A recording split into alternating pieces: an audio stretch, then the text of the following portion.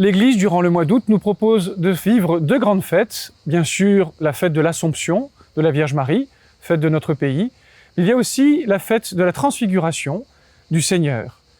Cette transfiguration, le Christ veut s'en servir comme une pédagogie pour encourager ses disciples et pour aussi manifester l'œuvre de Dieu et l'accomplissement opéré par le Christ de la loi et des prophètes. Il y a donc Moïse et Élie autour du Christ transfiguré.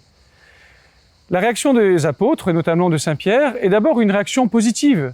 Lorsque nous-mêmes nous rencontrons le Seigneur et qu'il nous manifeste sa présence, eh bien, nous sommes dans la joie, il est bon que nous soyons ici, et on a envie que Dieu demeure et que nous dressions pour lui une tente où il pourra demeurer.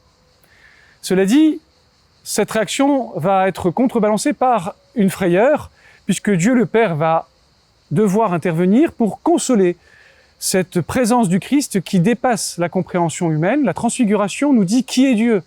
Et forcément, nous sommes devant un mystère qui nous dépasse. Alors, nous entendons cette voix, « Celui-ci est mon Fils bien-aimé, écoutez-le ». Oui, en écoutant le Christ, nous retrouvons cette douceur de sa présence. Et puis, cette douceur, nous allons aussi la vivre au quotidien.